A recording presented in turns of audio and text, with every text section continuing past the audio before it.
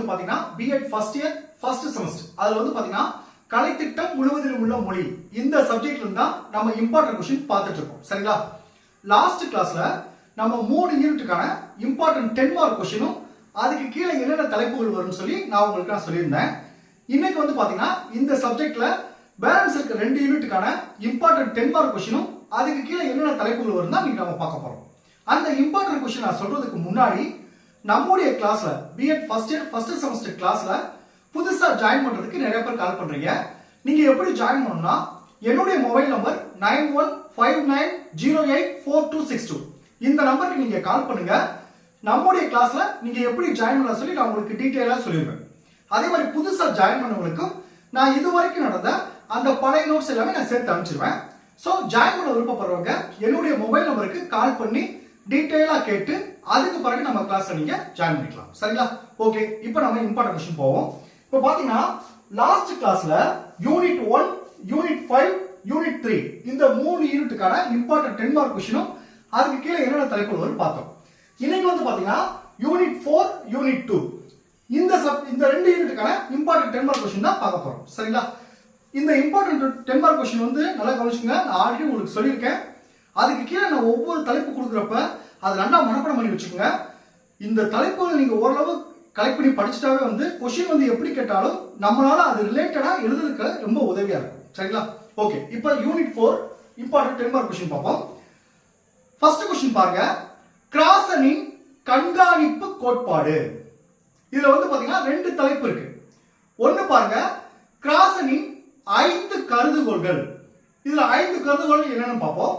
ஒன்னு பாருங்க, கைவரப்பெறுதல் கற்றல் கருதுகோள். 2 பாருங்க, உள்ளீட்டு கருதுகோள். 3 பாருங்க, கண்காணிப்பு கருதுகோள். 4 இயற்கை ஒழுங்கு கருதுகோள். 5 உணர்வுசார் வரிகட்டி கருதுகோள். அடுத்து 2வது பாருங்க, கிராசனின் கோட்பாட்டிற்கான எதிரான விமர்சனங்கள். இந்த தலைப்பு எல்லாம் அந்த கிராசனின் கண்காணிப்பு கோட்பாடு இந்த கேள்வியை கேட்டா இந்த தலைப்புகள் எல்லாமே உங்களுக்கு வரும். செகண்ட் क्वेश्चन பாருங்க, மொழி கற்றல் பற்றிய பியாஜேயின் கருத்துக்கள். இது ரொம்ப ரொம்ப முக்கியமான क्वेश्चन. இந்த क्वेश्चन உங்களுக்கு கேட்கறதுக்கான வாய்ப்பு இருக்கு. இந்த क्वेश्चन கீழ ஒரு 3 தலைப்பு வரும். ஒன்னு பாருங்க, அறிதிறன் வளர்ச்சியும் ஸ்கீமாவில் ஏற்படும் மாற்றங்களும். ஒன்னு பாருங்க, அறிதிறன் வளர்ச்சியும் ஸ்கீமாவில் ஏற்படும் மாற்றங்களும். செகண்ட் क्वेश्चन பாருங்க, மொழி கைவரப்பெறுதலும் அறிதிறன் வளர்ச்சியும். மொழி கைவரப்பெறுதலும் அறிதிறன் வளர்ச்சியும். தேர்ட் क्वेश्चन பாருங்க, தேர்ட் பாயிண்ட் பாருங்க, பியாஜேயின் அறிதிறன் வளர்ச்சி கோட்பாட்டின் குறைபாடுகள். பியாஜேயின் அறிதிறன் வளர்ச்சி கோட்பாட்டின் குறைபாடுகள். இந்த செகண்ட் क्वेश्चनல இந்த 3 தலைப்புகள் வரும். அடுத்து தேர்ட் क्वेश्चन பாருங்க, மொழி கற்றலுக்கான வைகாட்சியின் கலாச்சார கருவிகள். இதுல வந்து பாத்தீங்கன்னா ஒரு 5 தலைப்புகள் இருக்கு. ஒன்னு பாருங்க, வைகாட்சியின் வடிவப்பலகை சோதனை. 2 பாருங்க, இணைந்து செயல்பட்டு கற்றலை உருவாக்கிடும் செயல்முறை. 2 வந்து பாருங்க, இணைந்து செயல்பட்டு கற்றலை உருவாக்கிடும் செயல்முறை. 3 பாருங்க, உச்சபட்ச வளர்ச்சி சாத்தியமாகும் புலம். உச்சபட்ச வளர்ச்சி சாத்தியமாகும் புலம். 4 பாருங்க, சாரம் அமைத்தல். 4 வந்து சாரம் அமைத்தல். 5 பாருங்க, பண்பாட்டு கருவிகள். இந்த 3வது விஷயம் இந்த 5 தலைப்புகள் வரும். சரிங்களா? அடுத்து செகண்ட் யூனிட்ல ஃபர்ஸ்ட் 10 மார்க் क्वेश्चन பாருங்க, தாய்மொழி மற்றும் பள்ளி மொழியின் புலமைத்துவம். தாய்மொழி மற்றும் பள்ளி மொழியின் புலமைத்துவம். இதுல 2 தலைப்புகள் மெயினா வரும். ஒன்னு பாருங்க, தாய்மொழி என்பதன் பொருள். அதுக்கு கீழே என்னென்ன பாயிண்ட் வரும்னா 2 பாருங்க, முதல் மொழியை கற்றலின் பண்பியல்புகள். முதல் மொழின்றது நம்ம தாய்மொழி தான்.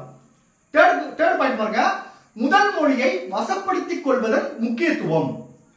ஃபோர்த் பாருங்க, குழந்தைகள் தாய்மொழியை கற்று தேர்ச்சி அடைவதை பாதிக்கக்கூடிய பிரச்சனைகள். குழந்தைகள் தாய்மொழியை கற்று தேர்ச்சி அடைவதை பாதிக்கக்கூடிய பிரச்சனைகள். 5வது தலைப்பு பாருங்க, முதல் மொழியில் கற்றல் தேர்ச்சி பெறுவதை ஊக்குவிக்கும் நடவடிக்கைகள். முதல் மொழியில் கற்றல் தேர்ச்சி பெறுவதை ஊக்குவிக்கும் நடவடிக்கைகள். அடுத்து 2வது தலைப்பு பாருங்க, பள்ளி மொழி. முதல் வந்து தாய்மொழி பத்தி சொல்லியாச்சு. 2வது வந்து பள்ளி மொழி. இதுக்கு கீழே 4 தலைப்புகள் வரும். 1 பாருங்க, பள்ளி மொழி என்பதன் பொருள். 2 பாருங்க, பள்ளி மொழியின் முக்கியத்துவம். 3 பாருங்க, பள்ளி மொழியை மாணவர்கள் கற்று தேர்ச்சி அடைதலை பாதிக்கக்கூடிய பிரச்சனைகள். 4 பாருங்க, பள்ளி மொழியில் வல்லமை ஏற்படுத்தும் நடவடிக்கைகள். அடுத்து 3வது தலைப்பு பாருங்க, வீட்டு மொழிக்கும் பள்ளி மொழிக்கும் இடையேயான வேறுபாடுகள். இந்த 3 தலைப்புகள் வரும். சரிங்களா? அடுத்து 2வது கொஸ்டின் பாருங்க, மொழி புலமையை மேம்படுத்துவதற்கான உத்திகள். இது ரொம்ப ரொம்ப முக்கியமான கொஸ்டின். மொழி புலமையை மேம்படுத்துவதற்கான உத்திகள். இதுக்கு கீழே 6 தலைப்புகள் வரும். 1 பாருங்க, நாடகம். 2 கட்டுரை. 3 கதை சொல்லுதல். 4 குழு விவாதங்கள். 5 ஒப்பார் குழுவினருடன் பயிற்சி. 6 பரிவர்த்தனை. அடுத்து பிரதிபலிப்பு உரை. இதுதான் இந்த 2வது 2 10 மார்க் கொஸ்டின் ரொம்ப முக்கியமானது. இந்த 2ல ஏதாவது ஒன்று வரதுக்கான வாய்ப்பு அதிகமா இருக்கு. சரிங்களா? Okay, thank you students. நம்ம அடுத்த கிளாஸ்ல இன்னொரு சப்ஜெக்ட்டுக்கான இம்பார்ட்டன்ட் 10 மார்க் கொஸ்டின் பார்ப்போம்.